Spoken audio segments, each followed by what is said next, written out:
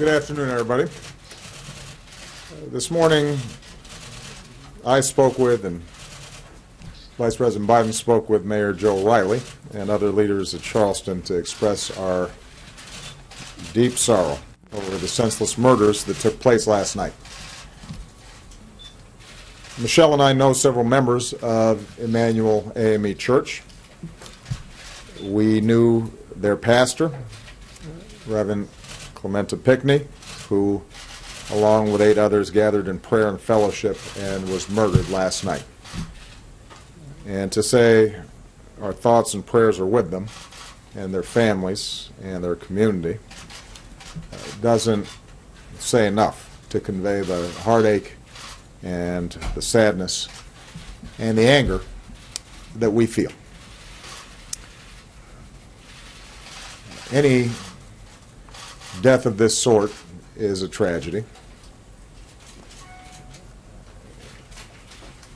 Any shooting involving multiple victims is a tragedy.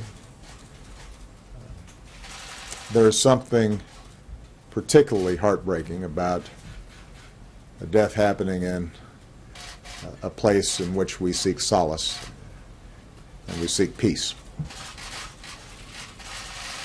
in a place of worship. Mother Emanuel is, in fact, more than a church. This is a place of worship that was founded by African Americans seeking liberty. This is a church that was burned to the ground because its worshipers worked to end slavery. When there were laws banning all black church gatherings, they conducted services in secret.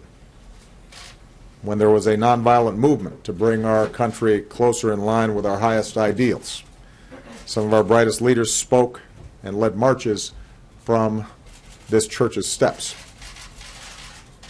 This is a sacred place in the history of Charleston and in the history of America.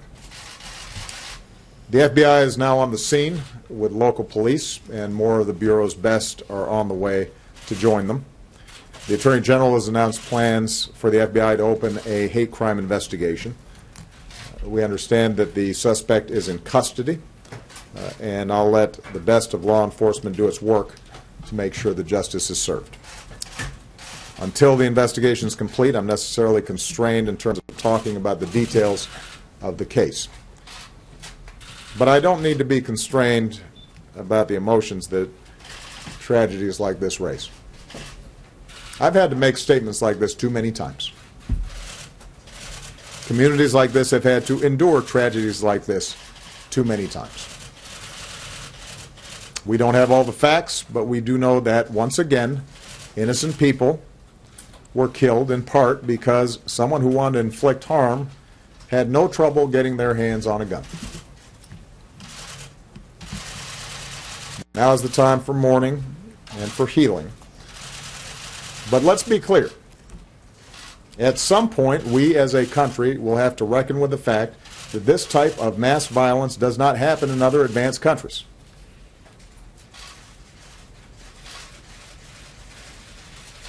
It doesn't happen in other places with this kind of frequency. And it is in our power to do something about it.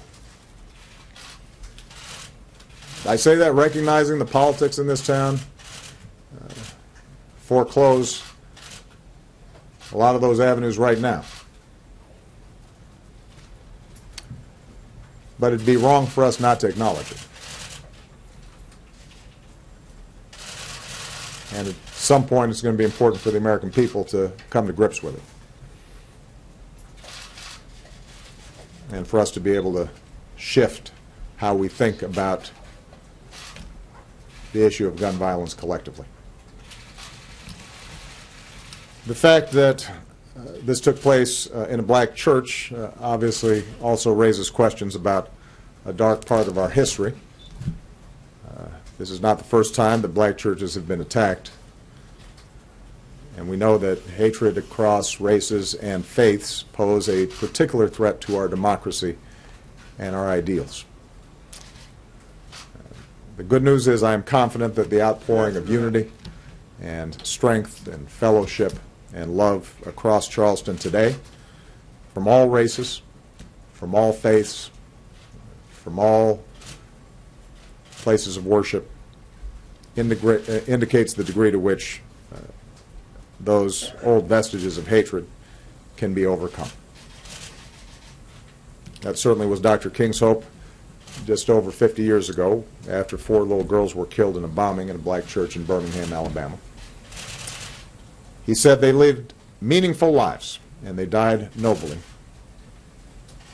They say to each of us, Dr. King said, black and white alike, that we must substitute courage for caution. They say to us that we must be concerned not merely with who murdered them, but about the system, the way of life, the philosophy which produced the murderers. Their death says to us that we must work passionately and unrelentingly for the realization of the American dream. And if one will hold on, he will discover that God walks with him and that God is able to lift you from the fatigue of despair to the buoyancy of hope and transform dark and desolate valleys into sunlit paths of inner peace. Reverend Pigney and his congregation understood that spirit.